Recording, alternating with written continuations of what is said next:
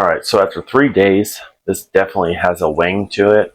I've been sniffing it every day because after watching Viking with the Garden, he said that, the biggest change you can look for with your rice water is the smell. And yeah, you can definitely tell it's went into a fermentive state, where it's starting to get yeasty smelling. So once you get to this point, you're going to want to grab your 2-gallon container. I was only $13 at Walmart. I'm super stoked about this purchase. You're just going to take the rice water, give it a yeet.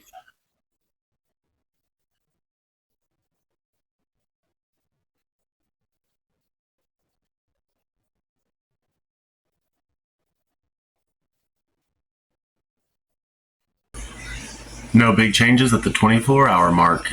So I think it's about time we do this. It's been about 36 to 48 hours, and it is separated. So we're going to get a large pan. I'll put my cauldron in there. Colander, not a cauldron. Take an old t-shirt. We want something a little bit thicker than cheesecloth. I'm going to try to pour this slowly and keep the solids together and the liquids apart. Oh man, we got to smell check it. Okay, so it's not inherently terrible smelling. Oh yeah, that worked out perfect. Oh, I almost know what I'm doing, but I don't. Ew. No, it doesn't stink. It smells like discovery. I'm planning on pressing this into cheese anyway. We're going to let this hang out just a second. Ew. Yes. This is the most exciting thing I've done in my life. Huh? You don't love it? Like, I am legit making cheese. I thought you would love this a lot more. No?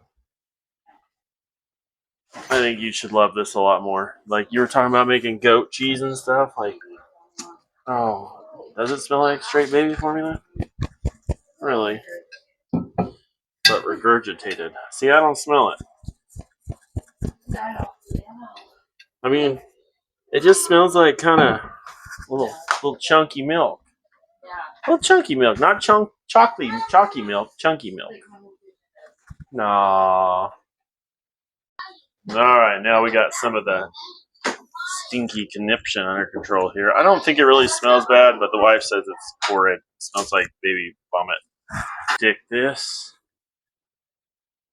back in the jar for a minute, because I got some fluids to deal with. What? I'm in love with it. I mean, it does stink a little bit now. It's got a little wang to it. You know you're gonna try it. Do what? I'm trying it regardless. Like, I am not scared. Where the hell did my funnel go? Do what? Alright, then we're gonna get some quart mason jars, because I don't have the gallon or half gallon. I'm gonna take my handy dandy Cannon funnel and just give it the old power slug. Uh-oh. Oh, I got this all day. What? Alright, then we're going to take it, throw our lids on it, and we're going to throw it in the refrigerator so that way it doesn't spoil. You got about 3 weeks to use it all, and it's about 1 ounce per gallon. Alright, we're going to wrap up a tight ball of what was left of the solids. We're just going to take our glass on top of it. I'm just going to fill it up with water and use that as my weight to try to push out the rest of the liquid. We're going to let that sit overnight, and we'll take a look at it in the morning.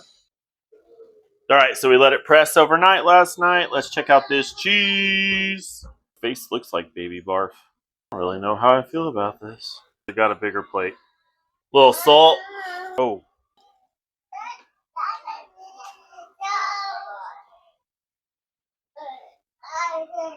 I mean, it's not bad. It tastes like cheese. Like a mild cheese. It's got a real salty flavor to it now that I put salt on it, but yeah. I'm telling you, you should try it.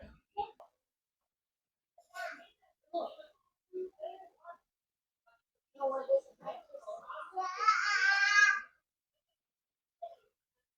thought you were going to try it.